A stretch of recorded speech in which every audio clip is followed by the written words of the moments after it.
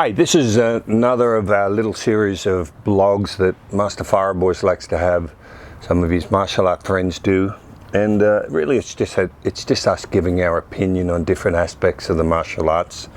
Again, importantly, it's our opinion. It's not stating anything as truth or fact or anything else.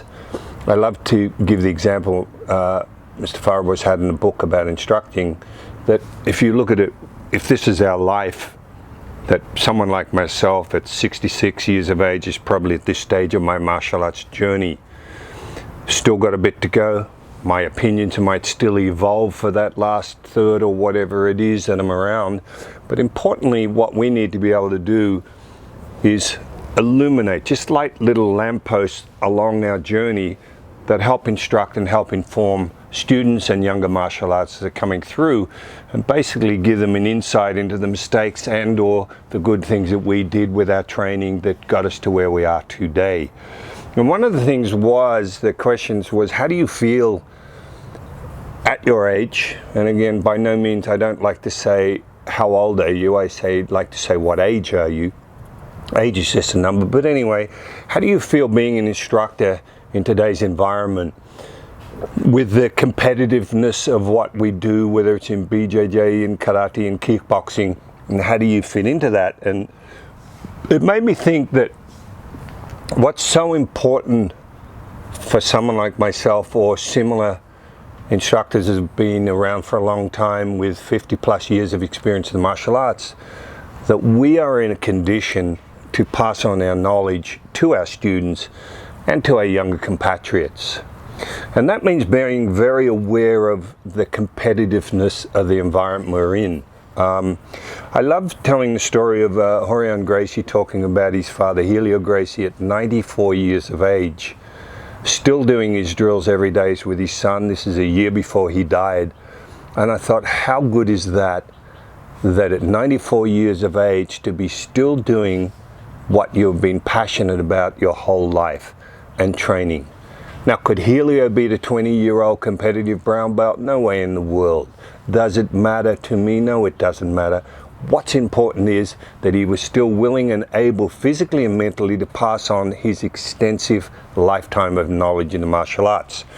So what does that mean? That means, if I use myself an example in Brazilian Jiu-Jitsu, by the way, I'm blessed to have an instructor like Jean-Jacques Machado who provides such a safe environment for the various levels of us, whether it's physically, from an age point of view, whether you're a male or female, to really just enjoy the art and not think that you have to engage in survival matches every day you go into the dojo or the school or the academy.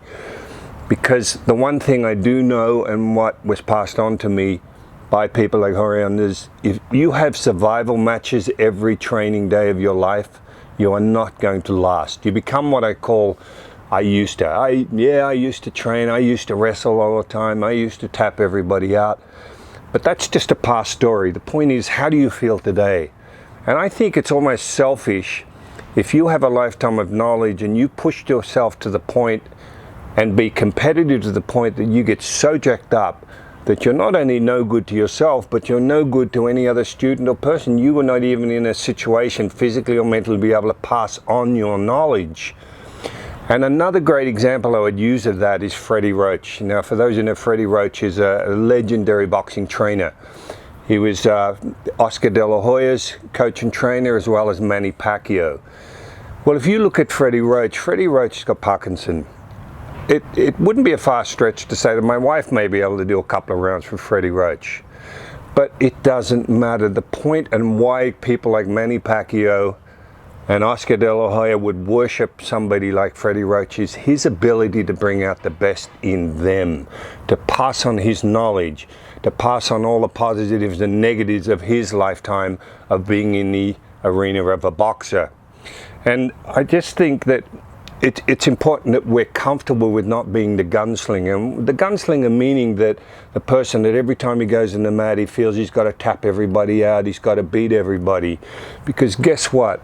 There will absolutely come a stage in your life as an instructor where your students will defeat you by mere fact of physicality. If I get to 80 years of old and I'm training a 30-year-old, there is no way I'm going to physically be able to beat that 30-year-old. So again, the realistic, situation is you're going to get beaten, but that's okay. You just want to be able to pass on your knowledge, all those years of experience onto your students. I know I'm laboring the point, but it's so important. I've got to tell you that for you out there that are around my vintage, as I said, I'm in my late 60s now, it's actually very freeing to finally accept yourself as more of an elder statesman than the competitive on the mat martial artist. The elder statesman means, again, you're not the gunslinger in town that every young gun is gunning for, trying to take your scalp.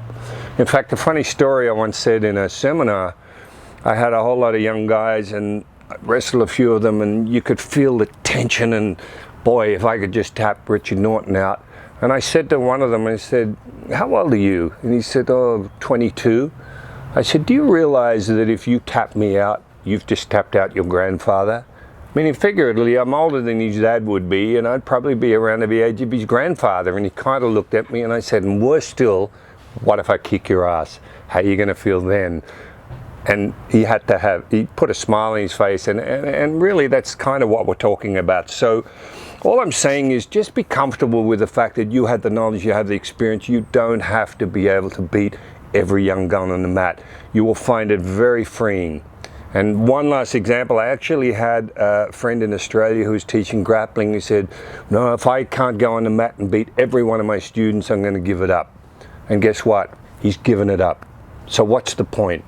You think about it. Every time you tap somebody out on the mat, nobody's going to give you $1 or a certificate or anything else. So what's it based on? It's based on ego.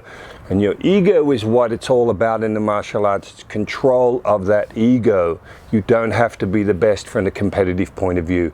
And I guess you get what I'm saying. And again, if you accept that, it's freeing, my friends, and I'm just giving you my own point of view. I'm at this stage of my journey, this last third. I might evolve completely and have a different point of view, but I hope that helps a little bit. And again, it's just my opinion on age and longevity in the arts, and our obligation to pass on what we know, what we've learned, and good luck with your journey.